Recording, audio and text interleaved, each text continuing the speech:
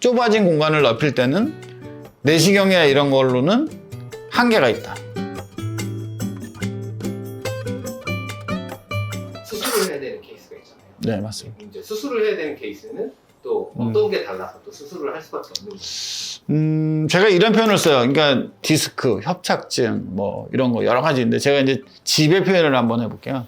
제가 10평이 되는 내 공간에서 살고 있어요. 근데 여기가 무슨 문제가 생겨가지고 어떤 문제가 생기냐면 공간이 좁아진 거야. 자, 좁아진 게는 어떤 원인이 있을까요?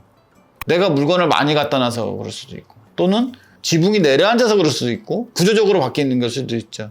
그러니까 디스크는 구조는 안 바뀌는 거야. 예를 들면 내가 쓰레기를 너무 많이 구석에다가 자꾸 밀어놨어요. 안 치우고. 그랬더니 걔가 너무 커져가지고 내가 발디딜 틈이 없어지는 거예요.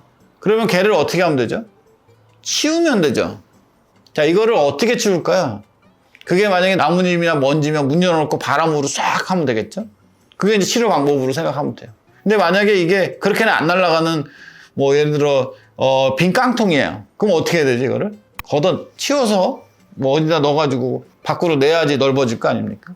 근데 이런 거는 디스크라고 보면 돼요, 쉽게 얘기하면. 근데 지붕이 내려앉아가지고 좁아질 수도 있고, 기둥이나 이런 벽이 이렇게 확 들어와가지고 무너질 수도 있잖아요. 요거는 좀 다른 문제라는 거죠. 그렇게 해서 좁아진 공간을 넓힐 때는 내시경이나 이런 걸로는 한계가 있다. 그럴 때는 수술을 하는 게 맞습니다. 물론 그런 경우도 환자의 컨디션에 따라서 내시경을 하는 경우도 상당히 있어요. 상당히 많아요.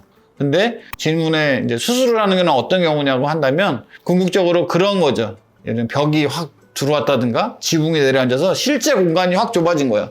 내가 운신의 폭이 너무 적어져서 생활이 안 되는 경우는 그런 녀석들을 고쳐줘야 된다. 그러니까 구조가 변한 경우, 이런 경우는 수술을 하게 될 확률이 굉장히 높습니다. 보수 공사를 해야 된다는 말씀. 그렇죠. 네, 보수 공사를 해줘야 됩니다. 제가 단순히 제거만 하는 걸로는 부족한 상황이 있는데 그래도 제거만 해보는 경우도 많이 있어요. 그렇게 또 효과가 있는 경우도 있고요. 근데 궁극적으로는 그런 구조적인 문제가 자꾸 문제가 되거든요. 그러면 그 이제 수술 이렇게 해줘야 되는 거예요. 창문이 만약에 휘어져가지고 틈이 생겼어요. 근데 그걸로 자꾸 뭐가 들어와요. 그래서 방에 뭐가 쌓여요. 그래서 자꾸 치웠어요, 제가. 내시경으로 치우든 그 경막의 신경 선택성 차단술로 그거를 치웠는데 계속 들어오면 어떻게 해야 돼? 그 창문을 보수해줘야 되잖아요. 그런 개념으로 보면 돼요. 그럴 때는 그거는 어쩔 수 없이 수술을 해야 되는, 그렇게 보면 될 것 같습니다.